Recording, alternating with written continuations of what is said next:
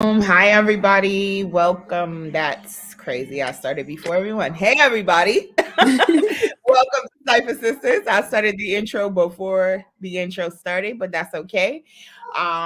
We're here for a special episode this week because of technical difficulties and life just lifing. We couldn't do our episode yesterday. So we're here today because we want to be consistent and stay consistent. So what's up, Malika? What you How smoking you on? doing, sweetie? Um, honestly, I think this is like a wedding cake vape. I'm a sucker for wedding cake. It's good for me. You I seem to use it. be. Yeah, I use it in a lot of my edibles and things like that. And so wedding cake is kind of a strain that keeps me kind of mellow and chilled out, you know. So I like that. So wedding cake it is out of a vape as usual. I want to funk up the house. What are you smoking on, my dear? I am smoking on the same thing I had last week, which is Oreos. All right. All right. All You right. know, my significant other very much liked the strain, so we got it again this week. I gotta come get Yeah. you. So for the stats on Oreos, you can watch last week's episode. Yep, see, and we're getting phone calls in the midst. We're gonna have to mute the phone. All right, don't even know who that person is, but yeah, honey, I totally understand. I totally understand. If it's a good one, you got to keep going back to it because you don't know when you'll be able to get it again. You know, like my purple Exactly. monkey balls, like my purple monkey balls. Exactly. Hey, Michelle, thanks for joining Hey us. Michelle. Oh, thanks for joining us. I know it's real early. Cherry lime. Ooh, that sounds good. Ooh. That sounds delicious. That does. Yeah, buddy. Yeah, we figured we come a little early today. I don't know. We'll talk offline. Maybe. We'll see. But Sometimes you gotta switch it up. yeah. Midday You gotta. life is where it's at. You feel me? We're trying to keep y'all on y'all toes over there. That's what we're trying to do. Make sure y'all paying attention. And Michelle, you definitely are, and we appreciate you, sister, for your support. Man, oh man. So what we wanted to talk about. Let's go through a couple of things.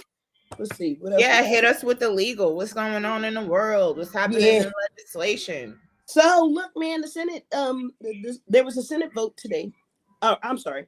The DEA put out a letter saying that Delta 8 THCO, Delta 9, and THCO are illegal. So don't be flying with that shit. You know what I'm saying? You may think that it's cool. You may think that it's cool. Once you step on the airport, you're on federal property. So Yeah. let's be careful, right? But on the flip side, I mean, that means that they may start trying to bust people again for stuff like that, you know? And so it's something to be cognizant of because just because it's legal in your state doesn't mean it's federally legal. Okay. And Because I was going to say, what about these, pop-up dispensaries now that are specifically and exclusively like Delta 8, Delta 10, So it'll be interesting to see what happens with that. I really do hope that the DEA has better things to do, like, keeping the hard drugs out of the streets. Why don't y'all do something about this fentanyl and then come back to marijuana if that's what you want to do? That part. But that part. But like, I really do hope that they're not running around trying to bust a little Delta 8 shot shit like that. Because I get a good pipe out of that place. You know what I'm saying? I think I may have froze up again, huh? I'm a freezer. No, you look fine over here.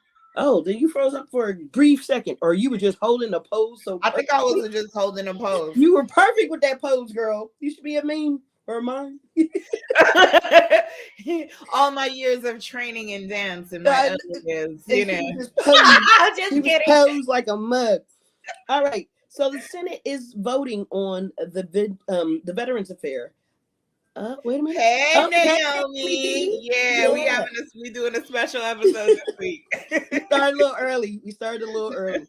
So we had technical difficulties yesterday, so we had to come in. Yeah, so we decided we didn't want to miss you guys, and we appreciate y'all being with us. I'm in my office, and we're gonna get interrupted by little people who don't know how to leave me alone. So I'm sorry, y'all, but y'all gonna see me shooing someone off the camera. You see? You hear that little one?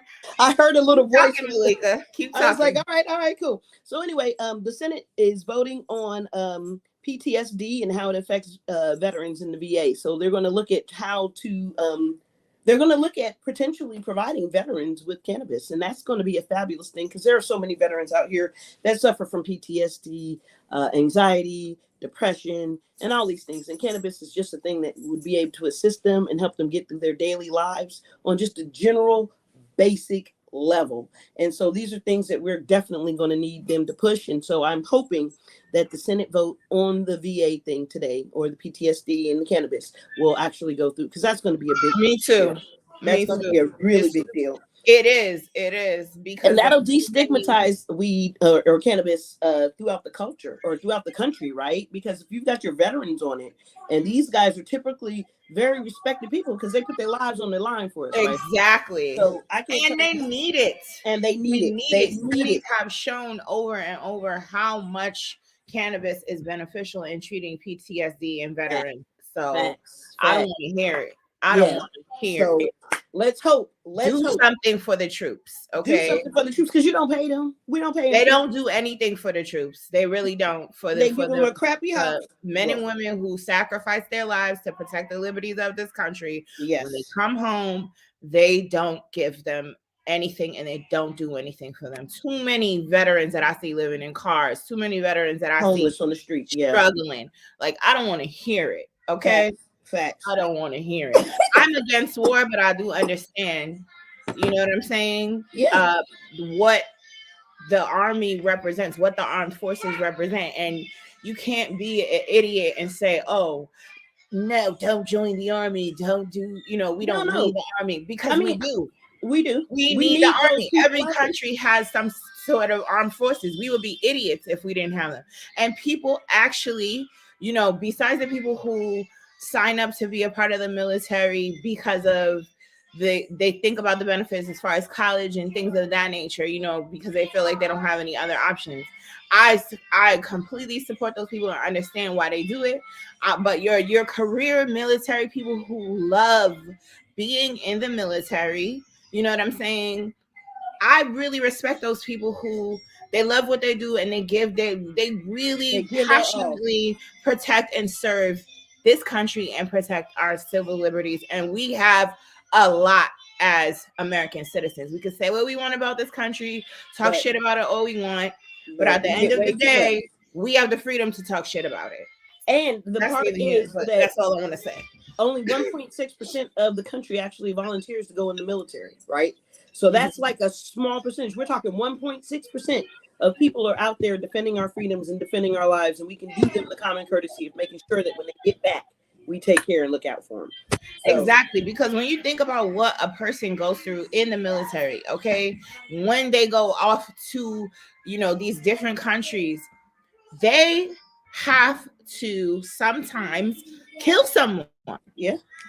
Like when you think about, and they're eating great beef to a person, the book, psychologically, spiritually, all of these things, components that this person now has to come back to the real world and carry all of that with them and try to live in the real world, and doesn't have anybody to talk to about it because no one else can relate to what they're experiencing. Exactly. Why can't we make their life a little easier by providing them with a resource that would be beneficial to them in every way? Like, it would make them healthier.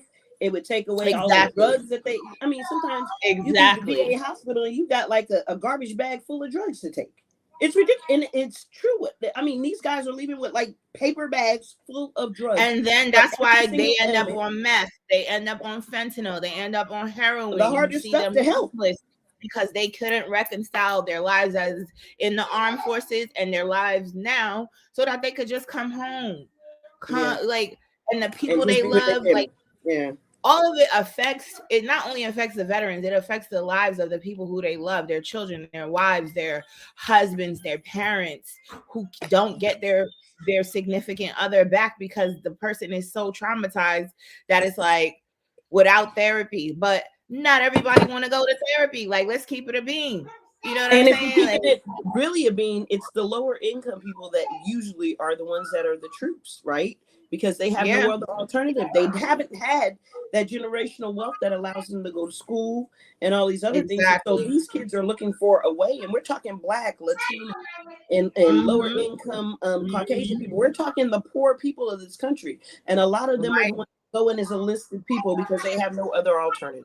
They're not living high on the hog. They're not part of that good middle class or that 1%. We've got a lot that do come from that, but a lot of those guys go in as officers, you know. Exactly. Because they are able to get a college education. But the lower guys, enlisted guys, those are the guys giving the most and receiving the least. So I think we've got a good stance on our veterans. We support and love them.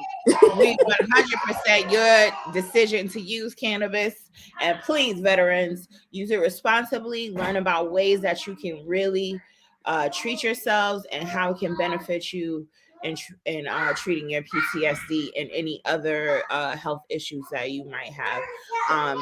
Definitely reach out to our page on Facebook, Cypher Sistas group. And if you're interested in finding cannabis educators and coaches that work with veterans, because we do know some, and we will be happy to refer you to that information. Yeah. Awesome. All right. And then Colorado, man, the governor is promoting a cannabis vending machine. Right?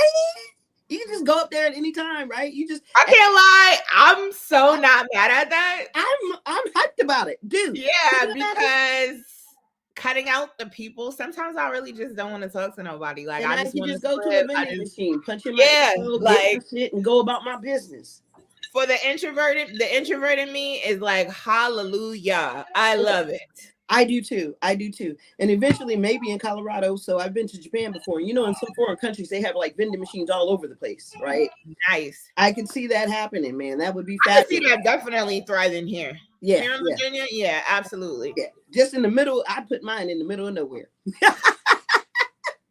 Yeah, but you got to make sure that you protect it. Who's watching you when you come empty it, when you come fill it up? That's that's gonna be the only drawback. Yeah. You're right. And then the Virginia Senate Judiciary Committee just defeated the bill that would have deemed drivers with small amounts of THC high, right? And so what was happening is that people were getting pulled over and things with small amounts of THC in their system, and they were being accused of driving under the influence, even though THC kind of stays in your system, right?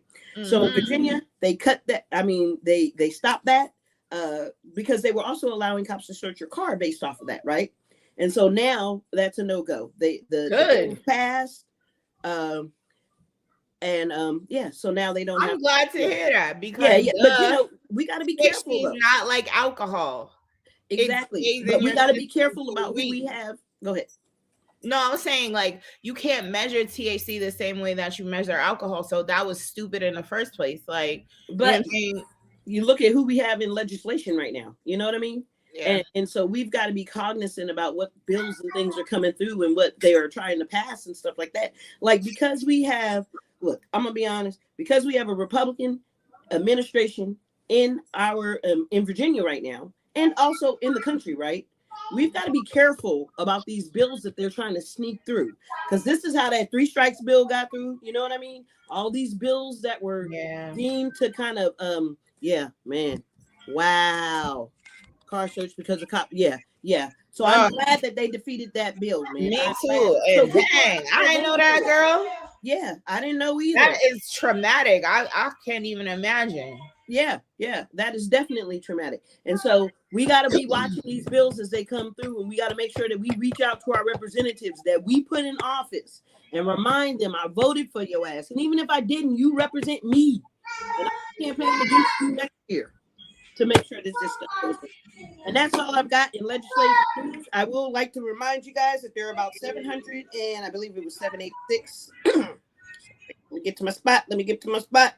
There are about 786 bills right now going through.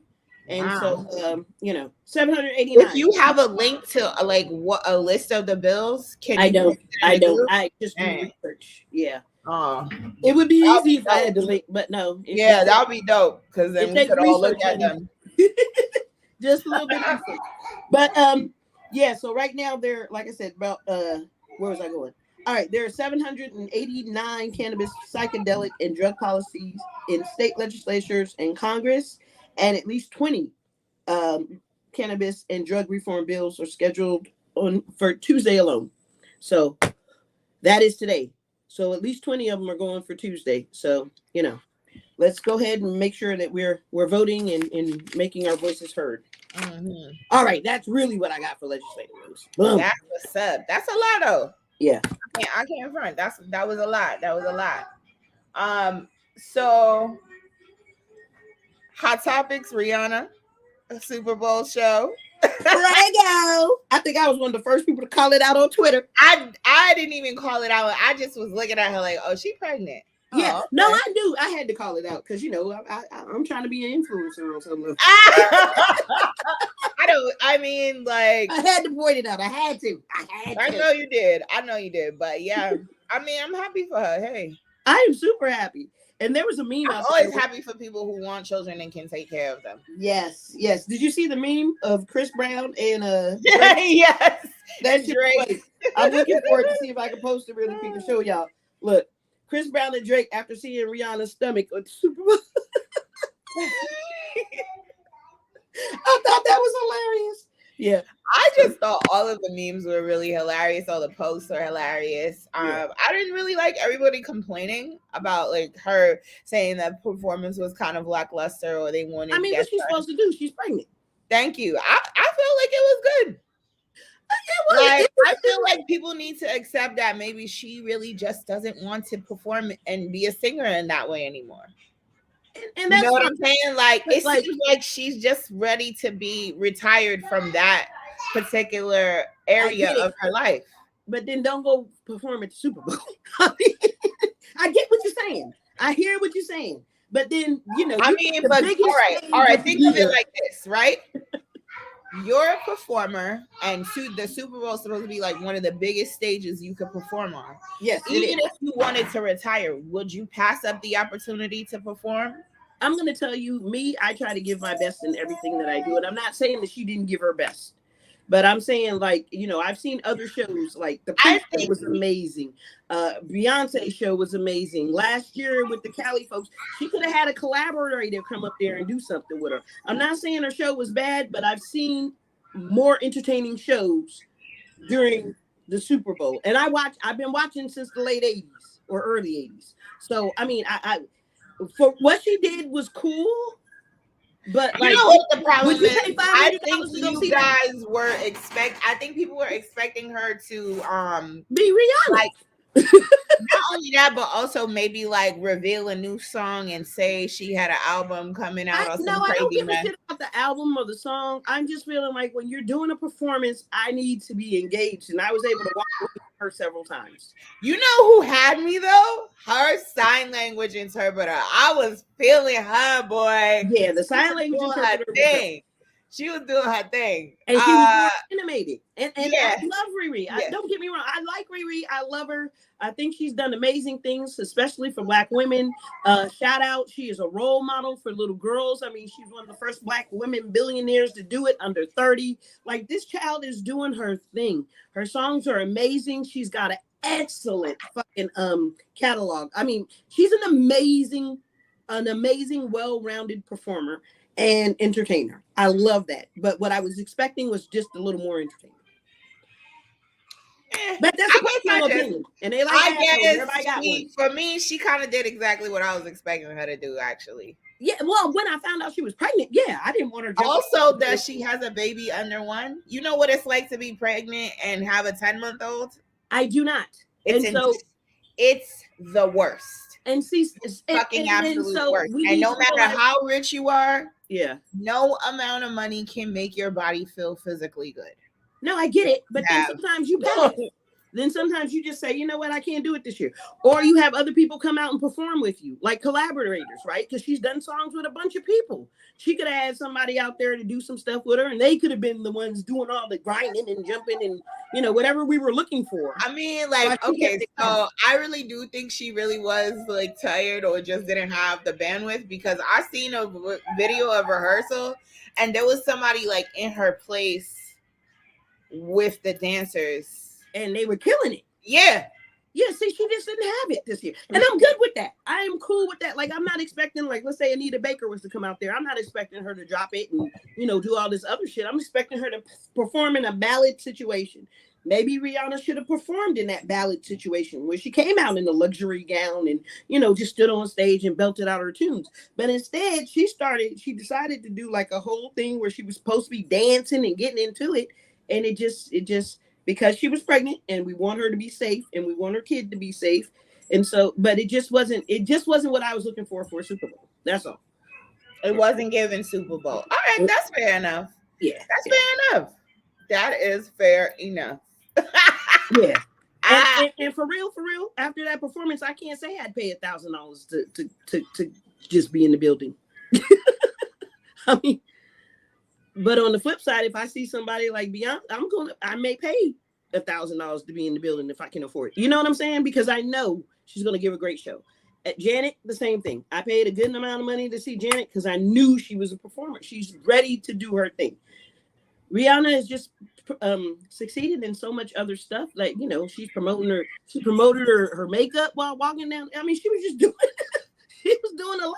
Now, I have to say, I like the way she incorporated that, promote your brand. And I like that top. I love that bustier. That thing was too cute. Yeah, it was cute. And she was promoting the hell out of her brand. So I got to give it to her on that. Yeah. But that's kind of how I felt about that. So look, what do you want to jump on first? Hiding your high? What to do if I actually wanted to talk about one more thing. Okay, all right, go for it. And it was like this article that I read. Well, it's a tweet.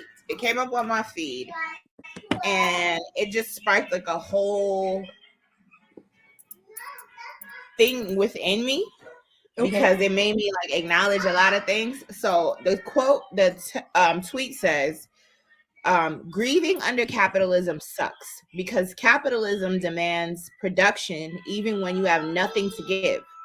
Banks, businesses, and landlords don't care about grief.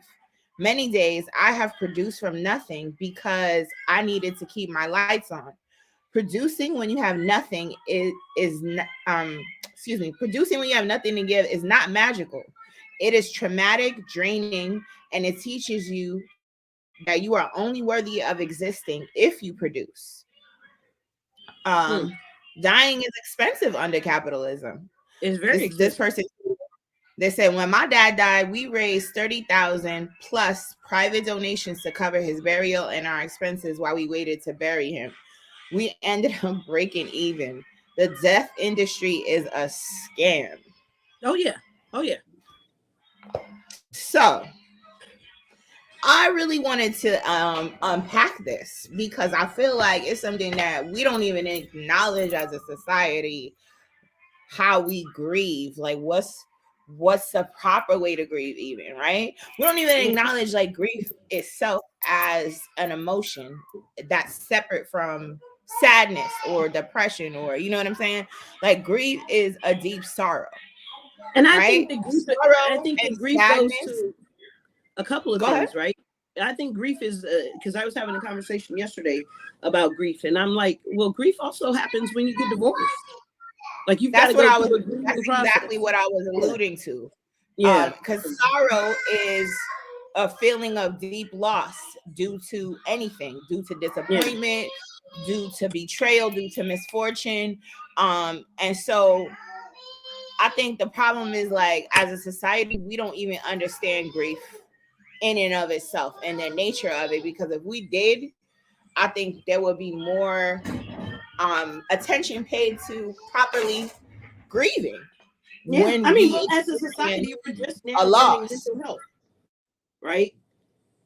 So as a society, we're just now getting comfortable with saying, "Hey, I have a therapist,"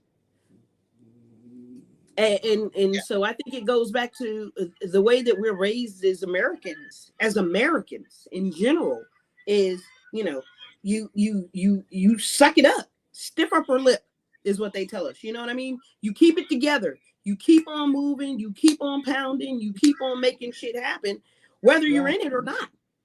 Right? Yeah. You could be grieving over several different things. A divorce could be a big one, like we talked about. I know during my divorce, loss of a friendship. a lifelong friendship that ends over nothing, or you get ghosted by this person, like fight with a sibling. Yeah. I mean, It depends on how close. Yeah, I guess it does. It does. It depends on how very close you are with the person. When and again, that could be me. When me and the one after me had our rift where we were not talking, like, you know, after I left and moved to Virginia, I was grieving the loss of our relationship, like for real, hard body. Yeah. Like, so you can definitely grieve the loss of a relationship with a sibling, for real. You probably can. I think coming from a different, I don't know. I grieve my divorce. I grieve my grandfather. You know, some things I just took as stride. You know, shit happens, and I keep on. Well, it's crazy. That's how I feel about when like someone dies. I don't know why. Yeah. Like that's something that, and people react to my taking it in stride. They're very taken aback by it. Like, I mean, I will cry, but I'm not the spectacle type of crier. Like, oh no, I don't think any of us are spectacles. And not even like spectacle type of crier, but like I feel like sometimes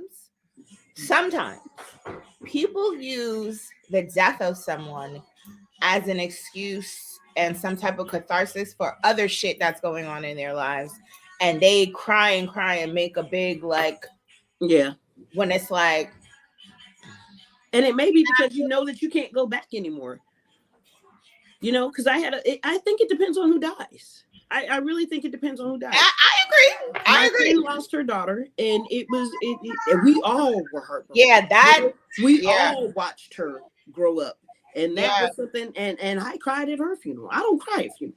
Yeah, I don't cry at very many funerals, and I cried at her. I mean, a child's funeral. Yeah. And she wasn't a baby child. She was like in her 20s. She still was a child. A grown woman who had a always life and got married, and she didn't get to do none of that. Civilized woman. No, she was still a child. She was always going to be a child in my eyes. You know what I mean? On some level. And it broke my heart. But like, yeah, you're right. We don't get because again, we live in a productive society. I mean, in other countries, they take siestas in the middle of the day. You know? To go take a nap. That is literally what's one of the biggest lures of going to split a spade for me. The siestas, baby. They live Don't they do it in Italy too? They do it in a couple of places. I think so. They do it in a couple of places, I believe, over there. But there's more focus on family. I mean, if your family fucks up, you dishonor the whole family. You know what I mean? One person fucks up and dishonors the whole people. We over here are Americans, are so individualistic, so selfish with our own shit that if I fuck up, I ain't got to be tied to you. I can kind of keep my and deal with you behind those doors, you know. But like in public, I ain't got to be with you no more. And I can just cut off that relationship. And it's sad that it's just that easy. You know what I mean? No, but it's true. You're not even lying, though. You're not even lying. That's the crazy thing about it. Yeah, and it's and so for me, I knew like, okay, so I don't understand, like, and it could just be me, right? I understand surprises happen and shit happens, but I don't understand how, like, you can't plan for something that's important to you or important to your mate in advance. And I'm just gonna jump on Valentine's Day just to jump on it, just not complaining because I'm doing good. I got my shit, so I ain't worried about it. But so we done with the grief topic. No, I'm coming back to it. Give me a sec. Well, fuck, I done lost my train. Go ahead, honey. No, Valentine's Day. I want to hear this. No, I was getting down to planning for Valentine's Day. Boom. Okay. So, like, you know, stuff happens like every year on a certain date, right? You know it's coming. Valentine's Day falls February 14th every year, right? And so you plan for that similar to like you would plan for like grieving a person, because you know you got older people in your family, and that's how I planned for my grandpa, right? I knew I had an older person in my family, and I knew he could go at any moment. I didn't know what was going to happen, and so I saved up my leave, and I had 30 days of leave so that I could be prepared for him if anything happened. Now, I'm not saying that people have to save up 30 days because everybody ain't got that flexibility, but prepare. because you know that the older people in your family are getting older. Exactly. And so I get agree. ready for that. You know, I have money to agree. get that plane ticket. You know what I mean? Or get that I credit agree. card that you hide from yourself and put off to the side so that if anything happens and you got to be there for somebody that you truly care about, you can be there. Because what winds up happening is we get in situations where we're not capable or able to plan in advance, and we wind up getting the short end of the stick. And then we wind up doing the GoFundMe's and stuff like that. And I'm not knocking anybody that has to do that, because shit is not even across the board for everybody.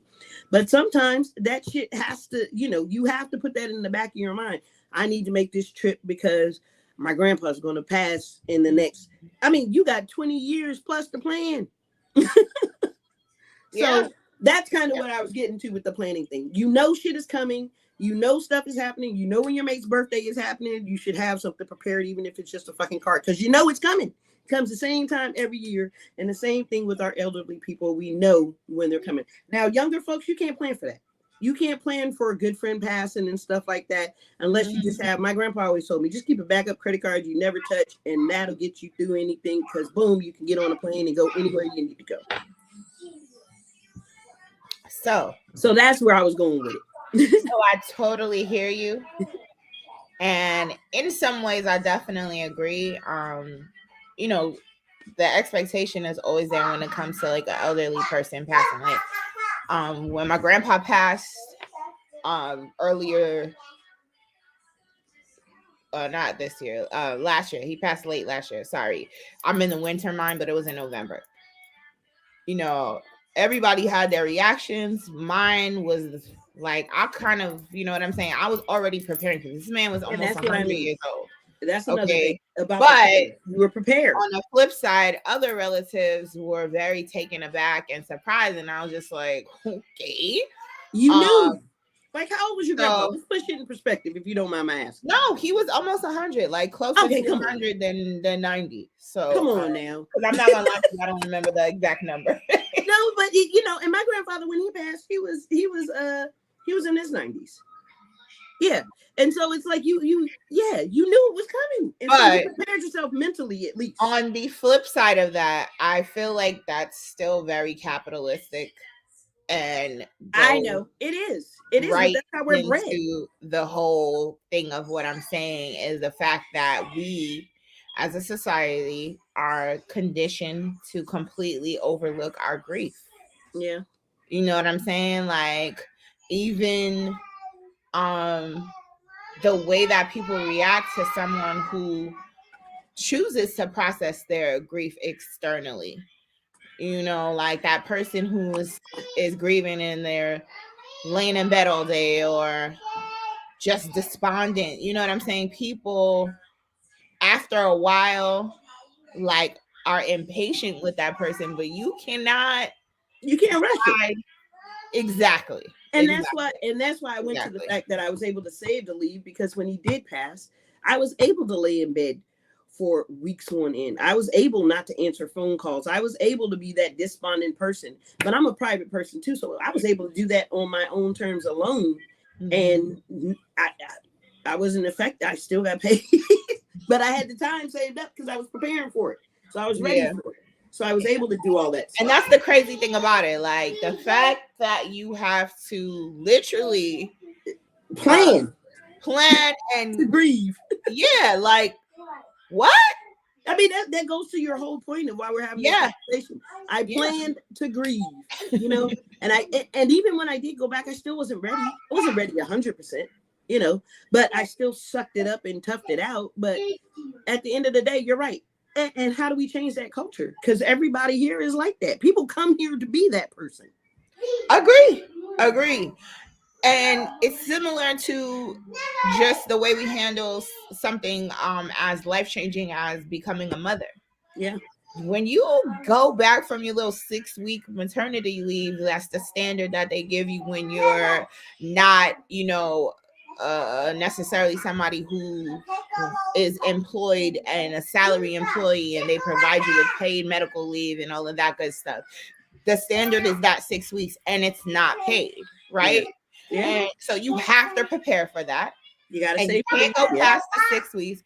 And I don't know about anyone else, but like with my first child, I had a whole like anxiety slash meltdown about going back to work, so much so that I was like paralyzed by my anxiety and I couldn't go back. And that was at the 6-week mark.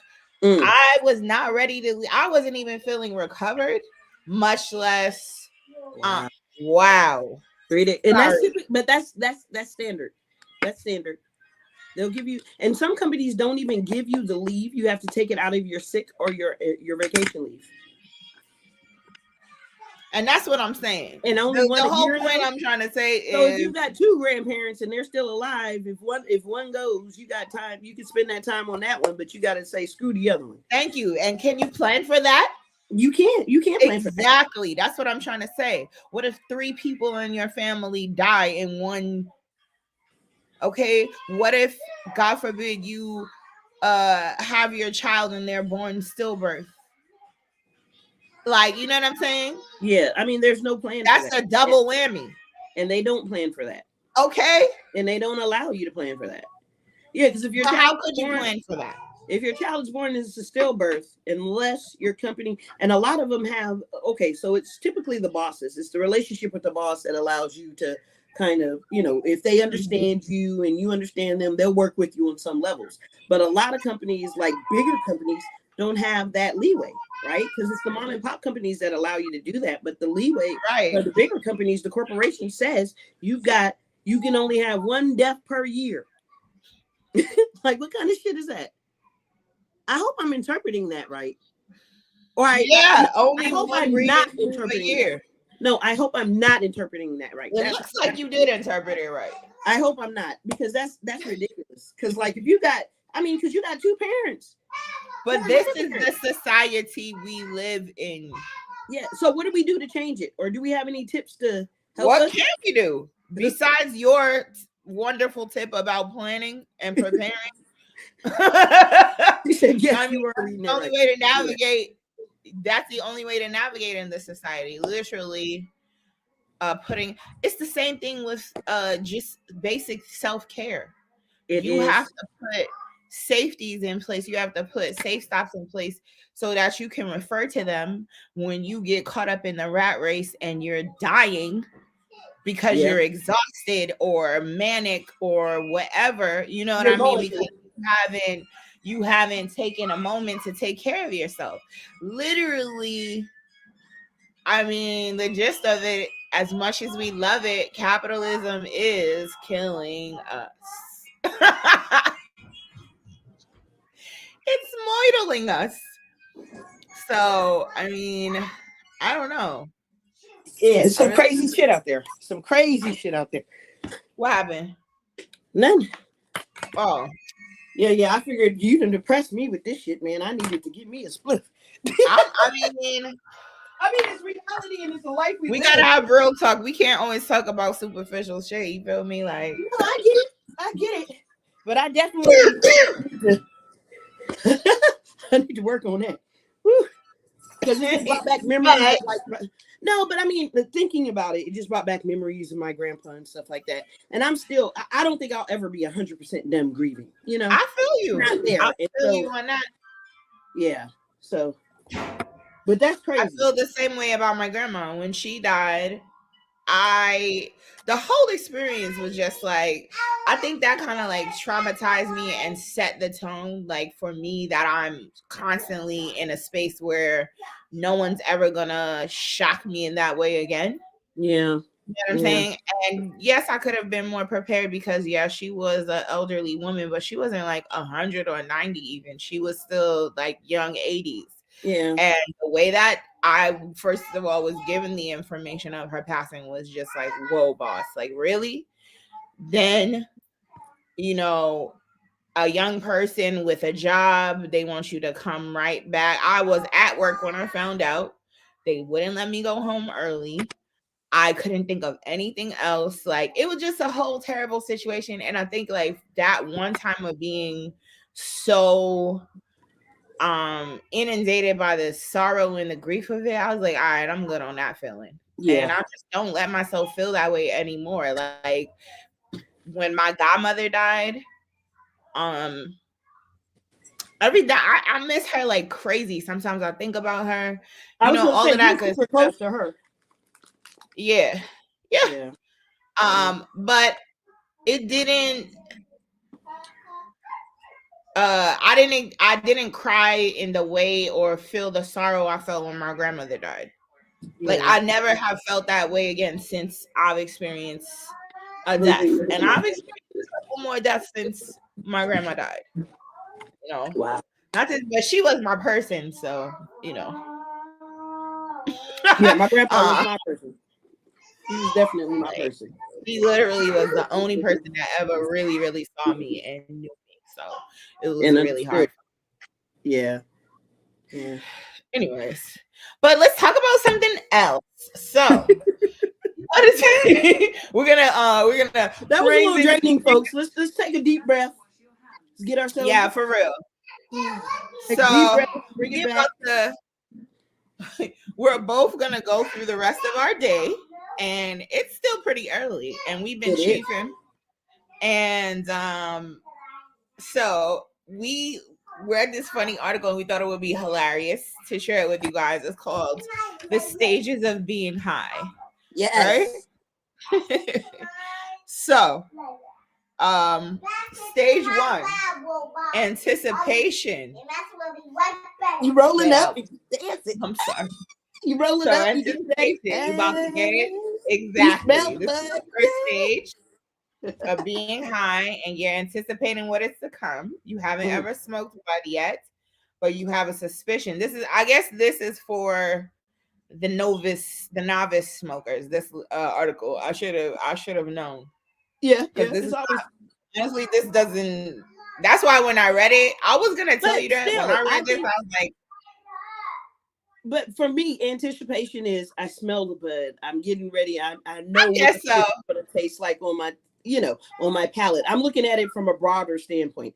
I'm looking at it from the fact that, it doesn't matter to me. I mean, we all go through the anticipation. When you smell the bud, when you dealing with your plug, or you at the dispensary and you do the Yes, number, yes. you That's like, I will oh say yeah. that is the only time that I have the real anticipation. We Anticipation. all got the anticipation. We all like, All right. oh yeah, yeah. All That's right. the All right. All right. that's All the right.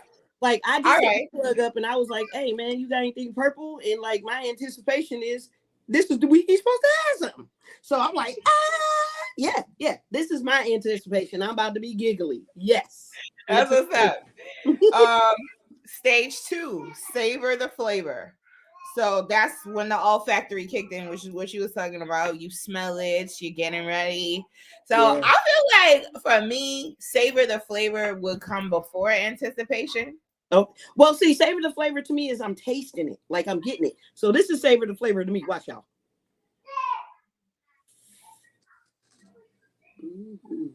Yeah.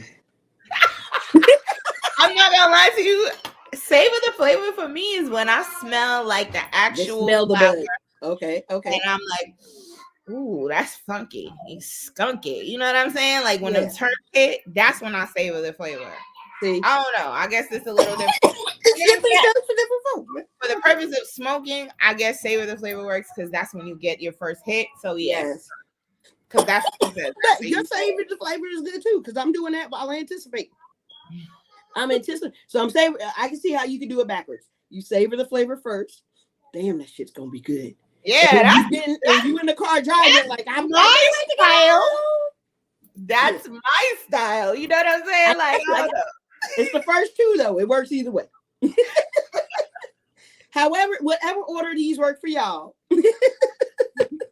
So stage three is the moment of clarity. That's when the tingle happens, when you start to begin to feel the effects of the THC hitting that body. That's when the THC crosses the blood-brain barrier, right? Mm-hmm. And then number four is energy, focus, and awareness. Now, I love to see that moment happen when people start to get chatty in the cypher and they start, hey, did you know? You know what I'm saying? Yeah. That shit is so funny. Yeah, it is. And stage five is chill time. That's after the chatty, and then your mind starts to race because that is when the paranoid feelings and the anxiety start to happen a little bit. So you be quiet so you could calm yourself down. Go ahead, Malika, pick up All right, so this. stage 6 is called the reckoning, right? And so your body's kind of encountering the full effect of the weed. You're starting to feel it. You're feeling the tension if there's any there, but you're starting to get into a relaxed state. And so that's the reckoning. Stage 7 is reaching the peak, and that's, you're high and your body is at the top. Like, this is the climax of your spliff, and you're enjoying it so much, and you're right there. You're right at the feel great level. This is what you were waiting for. This is what you came here for. This is why you fired up that smoke. Number 8 is sharing. Okay, so now I'm good. Would you like to hit this? And that's where we are. We're sharing at number 8, right? Number 9, you're starting to come down a little bit because you're like, okay, it was good. But things can be a little bit disoriented if the feelings start to begin to lift, like your feeling of euphoria and that highness start to go away a little bit in the decompression stage. And stage 10, which is one of my favorites, which is reset and repeat. So, get yourself together, go spend a couple of hours doing whatever it is you like to do, garden, bake, cook, whatever it is you like to do. And yeah, man. And repeat the process all over again. You see my eyes? I went through all those stages. How to hide? What you talking about? How to hide your high? No. I'm still talking about the stages, man. I ain't got there yet. Oh, okay. So now that I'm hiding the mug, now it's time to hide this shit, right? Especially today, where you gotta go do stuff after this broadcast. Yes. So look, they also tell you, like, when you're too high, if you get too high, they'll give you some tips on what to do. So it's like, don't get too relaxed, like calm down a little bit, but don't get too relaxed where you're just like cussing in front of your friend's mom and shit, because you just, you're letting stuff drop by mistake. And that's too comfortable. That's too freaking comfortable. Show some respect. I'm only allowed to cuss in front of my mom. I'm sorry, but who is getting that high? I don't understand. Hey, the thing is what to do if you're too high. And I'm telling you, don't get too comfortable. Be aware of your situation. Even that little thing in the back of your head. Take a little CBD too. You can take some CBD. Yep, I ain't got to that part yet. Sorry. No worries. We can jump into that. So yeah, CBD helps. CBD does actually help counter being high. And so if you're really too high, take a little CBD. That'll help bring you down a little bit, so you're not in the panic mode and you're not in paranoia mood or whatever it is that happens to you when you're just too freaking high. Right. Another thing, you cry. Some people laugh. Hell yeah. See, she's laughing. I cry a lot. Oh my God. Then I laugh at myself for crying because I'm like, you are crazy. I love you. I never get that high around other people though. That's personal me time. When I do it when I need to just have an emotional purge. So yeah, no, I can actually really cathartic. See, so some people cry too much, yeah, but these are signs that you're too high. You're too relaxed. You're laughing too much. You're clumsy as shit. You're forgetful. You're on the couch and you're zoned out. That's too high, right? You need to take some CBD, unless that's the plan. If that was the plan, be too high and just chill and enjoy your day and just coast through it, right? But these are some things to try to cover your high, right? You need to change your clothes, because if you were just smoking and chiefing in the, don't go into work after you just chiefed in the same outfit that you've been wearing to chief, right? Maybe take a shower, brush your teeth, get it off your breath. It's on your fingertips. Like sometimes I walking around and I smell it on my fingertips and I'm like, damn, that kind of, and I'm like, oh shit, I did smoke. I need to go wash my hands. That'll get that deodorant works. A sploof. This is what this is. So this actually kind of filters the smoke. So you blow in here after you take your puff. You can use a vaporizer or humidifier. This is what I use right here. This is for when I'm smoking indoors. Reduce your red eye. Everybody knows that, like, the telltale signs of being high is usually the red eye, right? So wait a minute. You saying like you're against a lunch break split? If you're working in an environment where you could be fired, yes, I am. I mean, you gotta I am 100% for the lunch break split. I'm sorry, can I just quickly say this? Go ahead. Thank you. Thank you. Thank you, thank you, thank you. Because that's what I was gonna say. If you have a little system set up for your lunch break smoke, you gooch. I do the same thing. I used to have a system in place. Thank you. Thank you, Naomi. I kid you not, that was me all day when I used to go out to work. Yeah, I I had get it. my smell goods. I had literally a specific smoking hoodie. Took that joint off. So When that's I changing was your done, clothes. Yep, that's the I changing clothes thing. Go ahead. I had a face mist. A If who? I couldn't get to the bathroom, a face mist. Okay, okay, okay. Yep, If I I got couldn't get to the bathroom, I had my gum and my Altoids. that's your breath. Eye That drops. was the tea thing. Yep, the eye drops. I talked about that. For my hands, I had a way to sand. I use hand sanitizer on my, because it's like you said, it does smell your fingertips. I use it on my fingertips. Wipe it off with a paper towel. Then put my smell good lotion on. I never was caught. Was suspected of anything ever. Clear eyed and jipper as a mug back That's from my all I'm break. Okay. saying. I didn't say not to do that. That's what actually you're literally just repeating what I said. No. But I was just trying to say, to hide your because eye. you were saying, you kind of said it like you were against what the hell? No, I mean it depends on your job and what you do for a living. Like everybody, look, I don't even understand. Huh? Somebody just called me and I don't even understand. I'm trying to put my computer on do not disturb. Ruth, stop calling somebody. This has been the best. This is why I don't ever want to do this in the daytime again. I'm not gonna lie to you. Yeah. Sunglasses help. But as well. This is my life, y'all. I got 6 children. So I'm not gonna front. If you're my surgeon and you come showing up high, I may be concerned. Hell no! If you a surgeon, but see, that's what I'm saying. Everybody can't be like that. Everybody can't smoke on their lunch break. All right, but everybody can't do that. So I wasn't talking to the surgeons. I was talking to the people who got jobs where they can't stand what they do and they need a real stress relief on a lunch break. I'm not complaining about that. I wasn't going against them. I'm just saying everybody ain't able. So sometimes, it's best to do a couple of extra things. But you used everything I used. You said brush your teeth. Yeah. So we were on the same page. Yeah, I'm not anti. No, I completely agree. My understanding of what you were saying was a little off because I was thinking that you were saying it wasn't possible to get yourself back in order if you smoked on your lunch break. No, I never said that. No, I get that now. That's not where I was going at all. People, I'm an advocate. Smoke anytime you can. Where's the line drawn? I think that surgeon is a good example of where we draw the line. Like, you can't be smoking. To be honest with you, here's my thing, right? If you're operating a weapon, here's my thing. I feel like the line is drawn at how are you using the cannabis at the specific time?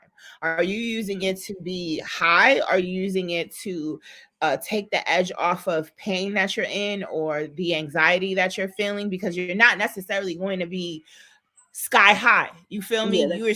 There's a level of cannabis THC consumption where you can be completely functional, pass all the tests, hand-eye coordination at 1,000. Like, so that's where I draw the line. What's your level of consumption? Are you using it because you do need to take the edge off because you're gonna punch a fucking hole in the wall if one more person complains because you do customer service, or you know what I'm saying, and you just need a minute to come back and be jipper enough to deal with people for the end of your shift? Hell yeah. Customer service people smoke all day. Shit. Surgeon, police officer while on duty, anything that can impair your judgment, I don't think you should be dealing with while doing specific type jobs. I'm not saying surgery can finish the surgery and go get high, but before you come back, come down. That's all I'm asking for. And Naomi, to answer your question, you use sharp objects and all of that good stuff. So do people who do hair, right? Mm-hmm. I don't mind if the person who does my hair has had a spliff or edible, within reason. Yeah. to doing my hair because they're gonna be standing there all day. I don't want them to be miserable while they doing my hair. You feel me? So I guess I once again filed that under a service industry type situation. So for me, I'm perfectly fine with you having consumed cannabis and worked on my dog or Dude. my hair or my nails. Yeah. Honestly, it's when or you're my clumsy. kitchen. It's when you're starting to get clumsy if you're operating with those sharp tools and things like that. Exactly. Everybody's tolerance is very different, so But yeah, I mean, I wouldn't say you'd be splashed, while you're trying to deal with the dogs and laid out on the couch with them. Thank you. Feeding them cheese doodles like it's Dumb and Dumber or something. Like that's a different type of. Okay. But if you're in a situation, where each person's tolerance is different, but you got control over how you operate, and you know what you can do. You know what I mean? For real though. For real. So I don't have a problem with anybody ever. But honestly, that was a really good question, Naomi. I really appreciate you asking, where the line should be drawn because it's a valid question. It's a great question. It was a great question. And I totally agree with Rachel. It depends on what you do. And at the end of the day, I want everybody to smoke. Everybody in the world should have a spliff a day. Except for I don't know about smoking, but I do want everyone to have the freedom to consume their cannabis however the hell they choose. Amen. Only because smoking isn't that good for you long lasting, Actually, though, I'm seeing some counter research. We'll have to talk. I'm still seeing research to the contrary. Just because it's cannabis doesn't make the smoke of it okay. Lungs are not meant to inhale smoke on a consistent long-term basis. And no matter what we want to say, that isn't what our lungs are made to do. They're not. But I'll show you. I'm going to send you an article that I read with the AMA. Dry vape, live resin vape. These things are innovating. I don't know. They don't know the long-term ramifications of vaping yet either because it's still a fairly new practice. Yeah, it's fairly new. So look, dude, what are you getting into after this? I didn't get to nerd out today, guys. That made me a little ahead. You got time. You got 4 minutes. Nerd out. I'm not gonna nerd out about cannabis though. Y'all want to know what I want to nerd out about? Oh Lord, is it related? Can we relate it back some kind of way? Now these are sisters to cannabis. The Cypher. It's just related. It's more related to womanhood. So nerd out, baby. I saw this post on Instagram and it was about this woman and she just recently died in childbirth because she was telling the nurses and doctors, I'm complaining of leg pains and the things that a normal person would complain about when they're having. But she was black. Yeah, she was black. And it hit me a little hard because last year and the year before that, there was a lot of promotion of the Black Momnibus. So it's a Black Maternal Health Care Act, the Momnibus. And it's supposed to, drop the Black maternal mortality rates and provide resources and access to Black birthing people and, all that good stuff. And so I was just really taken aback because I'm like, I saw a show like that. And I don't know if it was the 1619 Project. Have you seen that yet? I haven't seen that yet, but okay. I just saw a show and the lady was expressing how she lost her child. It was a white doctor and she was complaining about certain things because she was pregnant with twins. And no, you said she lost her child. This one, she lost one of her twins. No, the lady died. Oh, the lady died. Yeah. Oh, so her family was posting about her story. And this has come and it's like consistently I'm seeing these stories being posted. It's like a cycle of them. It goes away. People say, I'm going to do better. We're going to have these practices happen in a hospital. We're going to do this. We're going to do that. and nothing's being done. Get yourself a doula, Nothing's please. being Sorry. done. And we could say, get yourself a doula, but here's the problem: people don't have access to the services of doulas because doulas are an expense that isn't necessarily affordable to everyone. And I'm not going to say that doulas need to cheapen their prices because that's not fair. For the services that they provide, they charge reasonably well. Your average cost of a doula is anywhere from $800 to $2,500, and I've never seen more, and it hasn't been egregious. And what they ask for what they offer, 100%. I mean, but let's look at it from the perspective of, and I'm just playing devil's advocate here, right? So $800 to $100, that's how much a stroller is nowadays, people. I understand. If you're gonna willing to spend that on the stroller, look at getting the doula instead. Go ahead. Yes, I agree. But even that, not everybody could even afford a $800 stroller. You feel me? No, I know. And a lot of programs, a lot of these, and to speak to that, a lot of these programs, these community programs, are giving out baby furniture right and left. So that is not even something that people would actually comparatively think about when it comes to the cost. Now, the problem here is now that the Momnibus has come into play, doulas can apply to be state certified providers, and they can then get a national provider's ID, and you can they can be reimbursed under Medicaid, right, and other insurances. Nobody knows about this. They're not promoting it. They're not sharing it. They're not recruiting. Okay, in Virginia, I had to go down a rabbit hole of research to figure out how to get it done. And it's still not even, I'm still not even close. Okay. So share what you have on the page, or share what you have in the group, man. For people trying to apply. Like, is it a law that they're trying to put on the books? What's going on? Okay, the legislation's on the books. There's a whole program to become. So there is a program. Yes. Now the problem is, yes. So you can Google how to become a state certified doula.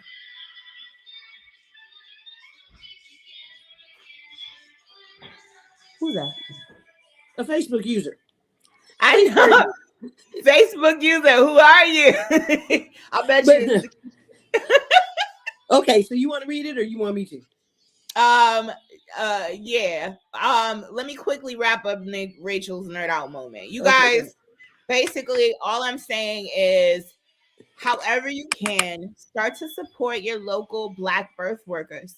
Share their posts, share their businesses, refer them, encourage other women who are birthing to hire doulas. There are plenty of doula listings out there. Some doulas are covered under Medicaid. Try your best to find one. If that's the issue, try to find one that has a national provider ID number and can be you can reimburse, because that's how I was able to have a home birth with my midwife. That woman is, I mean, I really applaud her. She made sure she had her ducks in a row. She became a certified under Medicaid, and I was able to and she had a national provider's ID, and I was able to use my health insurance to pay for my home birth. That's what's up.